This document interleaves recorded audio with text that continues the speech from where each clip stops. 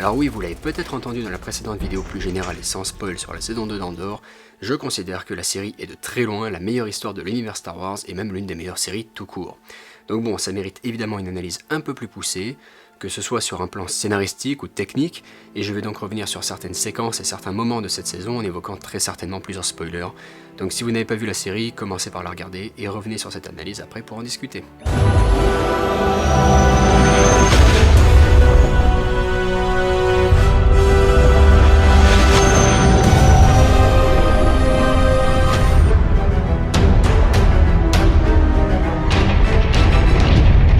Avant de développer certaines qualités de la série, et plus spécifiquement de cette seconde saison, il y a quand même des gens qui ont des critiques, bon, le plus souvent sur le premier bloc, mais j'y reviendrai. En tout cas, la principale critique qu'on pourra tous avoir, c'est probablement que la série n'est pas assez longue. Mais cela ne veut pas dire, et absolument pas d'ailleurs, que le scénario est bâclé, c'est même plutôt l'opposé. Alors que dans d'autres séries, y compris dans l'univers Star Wars, on a pu dire qu'elles auraient mérité d'être plus longues justement pour éviter que le dernier épisode doive conclure, 15 trames et mystères différents en même temps. Là, c'est plutôt qu'on aimerait passer plus de temps ou avoir passé plus de temps avec les personnages, puisque cette seconde saison adopte une structure assez particulière, faite de 4 blocs de 3 épisodes, chacun avec à chaque fois une ellipse d'1 an entre les blocs. Et on a donc de très grosses ellipses, et pour ça, la série resserre son intrigue autour de quelques journées marquantes à chaque année du compte à rebours avant la découverte de l'étoile de la mort. Ce qui fait que beaucoup de choses sont suggérées au détour de petites phrases de dialogue, ou tout simplement dans les changements de situation et de comportement des personnages, donc le spectateur doit remplir les trous par son imagination et les non-dits de la série, qui, il faut le dire, nous laissent quand même les clés suffisantes pour avoir toujours l'essentiel pour chacun de ces nombreux personnages, ce qui n'est pas facile. Donc en soi, c'est pas un reproche ni même une déception, puisque malgré cette structure contraignante qui est due au fait de condenser une trame à la base prévue pour plusieurs saisons en une seule pour des raisons budgétaires et pratiques, malgré cette structure contraignante, tous les arcs narratifs sont aboutis, même si les personnages de Vel et Bix sont quelque peu mis de côté dans la seconde moitié de la saison. Mais voilà, ça reste un léger regret vu la qualité de la série de ne pas pouvoir en avoir plus tout simplement, et en particulier quand les blocs 2 et 3 mettent notamment en scène la montée en puissance d'un réseau de résistance et la manipulation de toute une population sur le long cours. Ça aurait pu mériter un épisode de plus par bloc par exemple, mais bon voilà, on pinaille là. Donc, après cette longue intro, rentrons dans le vif du sujet en commençant par les qualités narratives de la saison, puisque je disais dans la critique de la première que le scénario était le plus fin de la saga, et c'est toujours le cas. Donc Andor, c'est une série préquelle de Rogue One, qui est lui-même un préquel d'un Nouvel Espoir, et ce que je veux dire par là, c'est qu'on est au cœur du conflit de base de la saga, en plein dans l'époque qu'a créé George Lucas, et donc Andor reprend les grandes thématiques de Star Wars avec ses dichotomies entre des méchants égoïstes et des gentils altruistes, l'importance des valeurs de coopération, de confiance et de vérité pour s'unir pour le bien commun, en questionnant quand et comment il faut se soulever et se battre. Ce sont des idées récurrentes dans l'univers Star Wars, et que la série reprend donc, mais en les complexifiant avec par exemple un parcours de mutation initié dès la première saison pour Cassian, qui volait, mentait et arnaquait les gens uniquement dans son propre intérêt, pour progressivement devenir un gars prêt à sauver les autres, à mesure qu'on approche de la création d'une alliance rebelle unie. Mais la série complexifie aussi le sujet en introduisant par exemple un débat entre rebelles et terroristes, avec une frontière poreuse sur la radicalisation de la lutte pour une cause que l'on considère juste ou pas d'ailleurs. My rebel is your terrorist. Something like that.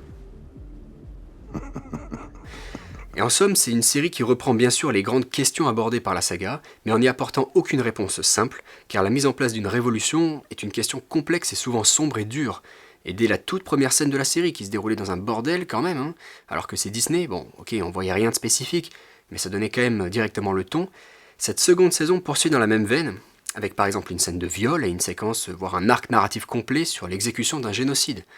Et ça fonctionne particulièrement bien justement parce que le scénario rend extrêmement humain tous ces personnages. Que ce soit les rebelles qui ne se battent pas juste pour un concept de bien commun, mais aussi pour leur propre liberté, et donc pour l'amour, alors qu'à l'opposé, l'Empire n'est pas juste un état totalitaire avec des chefs profondément méchants à l'image de Vador ou Tarkin, non, c'est un mal qui imprègne toute la société, jusque dans l'espionnage des politiciens par exemple.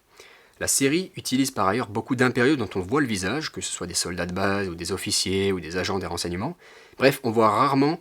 les iconiques soldats casqués en armure complète de l'Empire, les Stormtroopers, sauf quand il s'agit justement de montrer la déshumanisation de cet empire. Ça les rend encore plus froids, alors que beaucoup de contenus Star Wars ont à l'inverse essayé d'humaniser ces hommes en armure, là ils ne sont utilisés que pour être glaçants.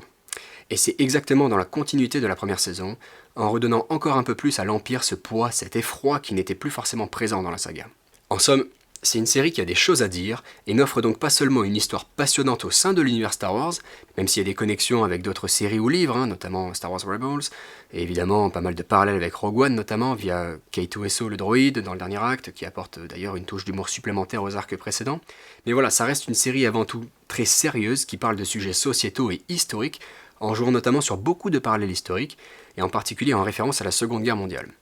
Les parallèles y sont nombreux, que ce soit dans les noms, avec par exemple la dénomination d'Axis au sein du Bureau de sécurité impériale pour désigner le mystérieux personnage qui relie les cellules rebelles, l'Axe étant le nom de l'une des deux grandes alliances durant la Seconde Guerre mondiale avec le Reich, l'Italie et l'Empire nippon. Pareil, lorsque Dedra parle à la mère de Cyril de sa jeunesse, elle lui parle d'Imperial Kinderblock, ce qui fait évidemment penser aux jeunesses hitlériennes, rien qu'en utilisant dans l'intitulé le nom Kinder, donc enfant en allemand. Et le scénario n'a d'ailleurs pas besoin de beaucoup plus de détails dans son dialogue pour nous faire comprendre cela, puisque la référence est assez claire, et les jeunesses hitlériennes sont un fait historique documenté et connu, donc ça permet, en ne citant qu'un seul nom, de suggérer tout un passé au personnage, tout en se concentrant sur autre chose dans ce même dialogue, en l'occurrence dans cette scène, sur la domination maternelle qui enferme Cyril depuis son enfance, et le transfert du contrôle qu'exerçait sa mère sur lui à sa désormais compagne. Les parallèles se retrouvent aussi dans les lieux et les décors, avec une réunion de planification d'un génocide qui fait particulièrement penser à la conférence de Wannsee, j'y reviendrai plus tard, ou encore une ville dont la population va progressivement se constituer résistante à l'occupant et qui nous renvoie donc automatiquement à la résistance française. Mais je reviendrai encore une fois sur tout ce travail architectural dans la dernière partie, parce que les parallèles sont bien sûr aussi présents dans les faits tout simplement, avec par exemple la manipulation d'un massacre pour camoufler une prise de pouvoir, un peu comme l'incendie du Reichstag, ou l'utilisation des radios dont se sert le réseau Luten, puisque la Seconde Guerre mondiale représente véritablement l'apogée de l'espionnage radiographique, ou encore dans le fonctionnement des systèmes d'oppression et la naissance des résistances, que ce soit dans l'utilisation de la propagande ou la machine administrative sur laquelle repose la tyrannie, ainsi que la difficile structuration d'une rébellion désunie, qui renvoie à l'inefficacité de la résistance française jusqu'à ce que les communistes la rejoignent par exemple. Et avec la culture gormane qui est présentée comme une nation de textile, de mode, une civilisation à l'esthétique raffinée et à la langue aux sonorités francophones, tout cela fait beaucoup penser à l'excellente série Un village français, dont le scénariste et créateur d'Andor, Tony Gilroy, est fan. Ils sont même allés jusqu'à prendre des acteurs de la série, comme Richard Sammel et Thierry Godard par exemple, et les mettre dans des rôles à l'opposé de leur rôle d'un village français. Tous les acteurs qui jouent la population gormane sont d'ailleurs français ou francophones et parlent une langue inventée pour la série lorsqu'ils parlent entre eux, avec donc un fort accent français, et c'est là où la série joue des subtilités, puisque ces acteurs ont beaucoup moins cet accent français lorsqu'ils parlent l'anglais, alias le basique dans Star Wars, à savoir cette langue internationale, ce qui souligne qu'il s'agit d'une civilisation proche du cœur galactique, qui a certes sa propre langue et sa propre culture, évidemment, puisque c'est toute la thématique de la série, de s'opposer au conformisme de l'Empire,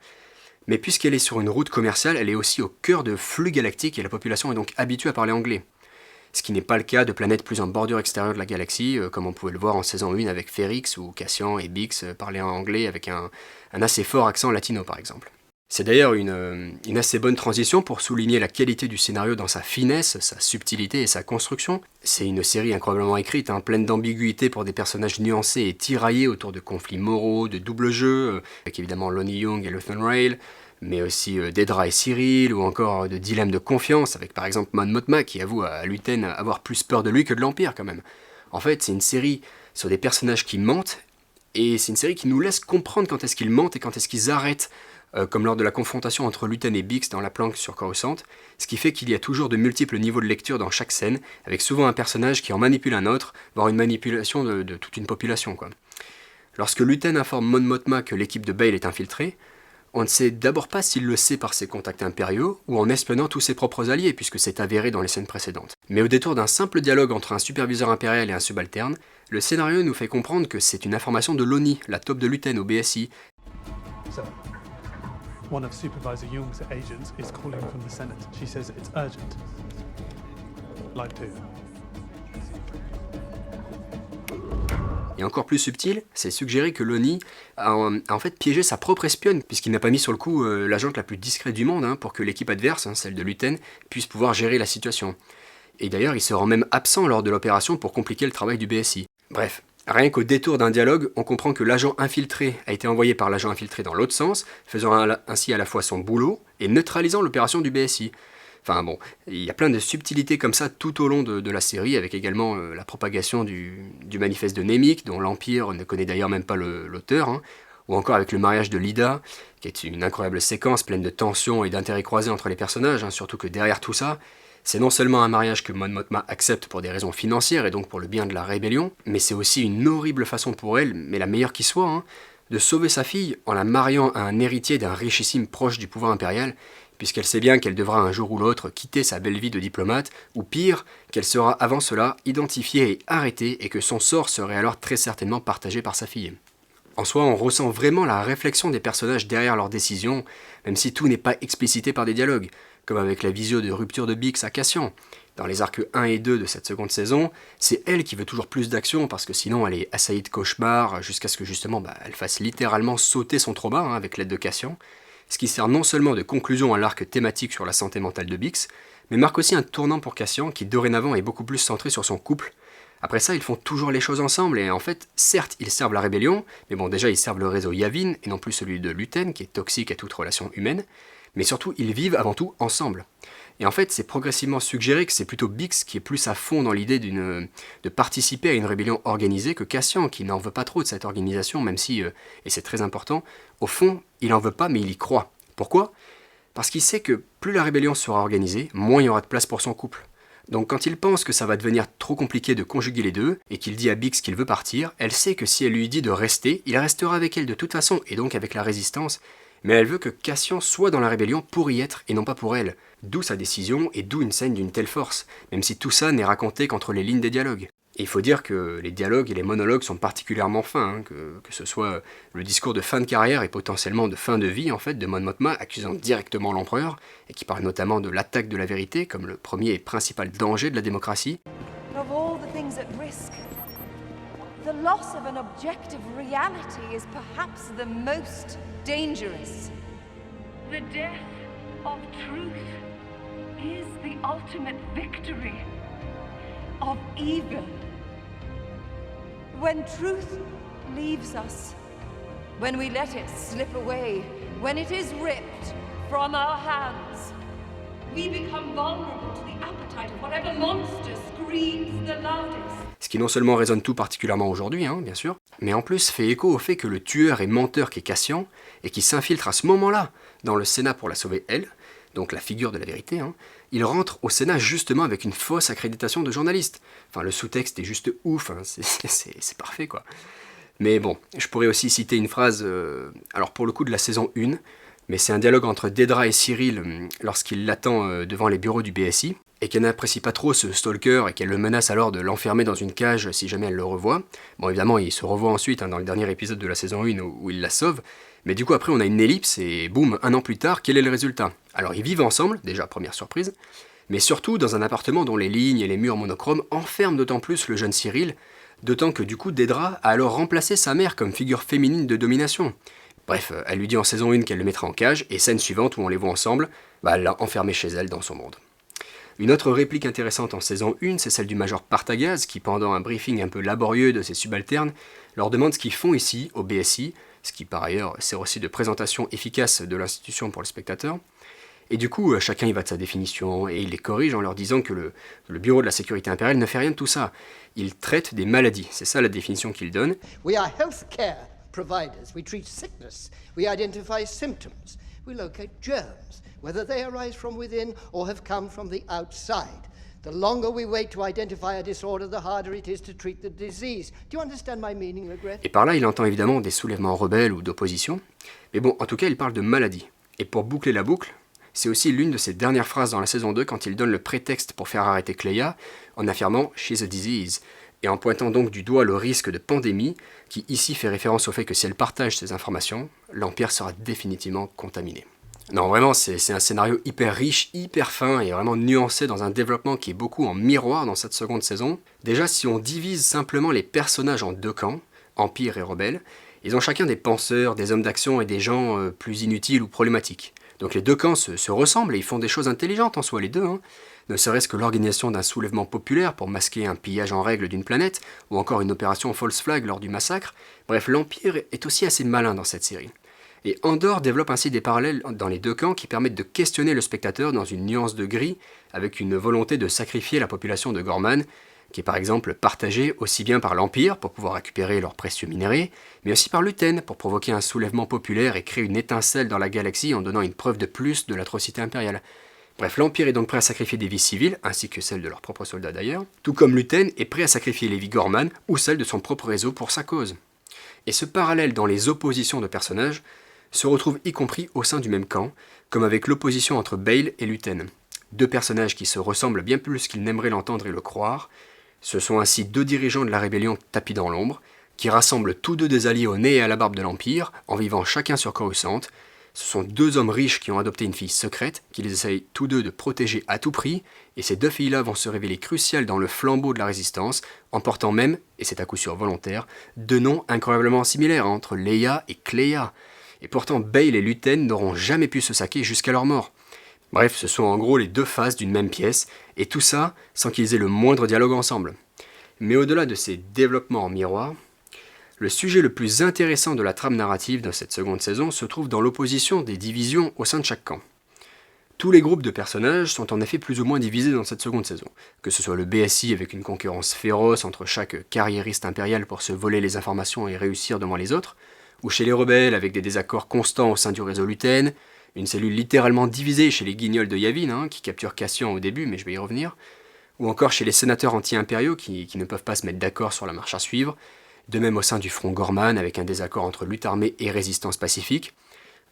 C'est d'ailleurs Richard Samel, l'acteur qui jouait le chef de la police secrète allemande dans un village français, qui joue ici le défenseur de la lutte non armée, et qui finira par buter Cyril, enfin tout un symbole. Et puis il y a l'Alliance rebelle naissante, qui est évidemment divisée tout du long, puisque c'est l'un des principaux sujets de l'intrigue, avec une opposition entre le réseau Luthen et le réseau Bail, qui est notamment responsable du regroupement sur Yavin, où Cleia sera justement mal accueillie, malgré ses efforts héroïques avec Luthen pour la même cause. Et j'aurais pu également citer l'opposition qui se poursuit jusque dans Rogue One entre l'Alliance et les partisans de Saw Gerrera. Et si l'on reprend la thématique de confiance dont je parlais précédemment, on a vraiment une évolution en parallèle qui est opposée tout du long de la saison 2 entre l'Empire et les rebelles. Les premiers se font d'abord confiance en petit comité lors de ce que l'on pourrait appeler la conférence de Wannsee, puis progressivement se tirent dans les pattes à plus grande échelle et finissent par arrêter d'Edra, une impériale dévouée à la cause. Alors que de l'autre côté, on a des rebelles complètement désunis au départ, où absolument personne ne se fait confiance, d'où l'allégorie de Yavin dont je vais parler, et progressivement la méfiance généralisée se dissout au profit d'une coopération globalisée.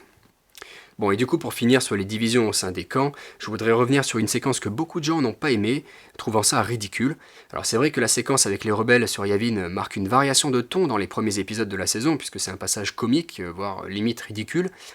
quand le reste des personnages dans ces épisodes-là ont des scènes beaucoup plus sérieuses. Donc ça, à la limite, je veux bien que ça se discute, cette variation de ton,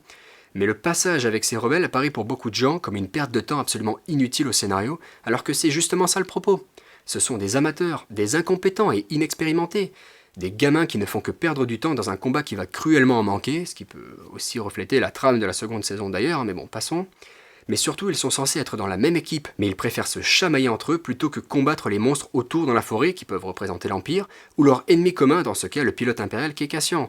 Bref, le but de cette séquence est justement de montrer à quel point cet amateurisme fait perdre du temps à Cassian, et donc à nous spectateurs, et à quel point une rébellion unie est loin d'être prête à ce moment-là, c'est-à-dire 4 ans avant la bataille contre l'étoile de la mort.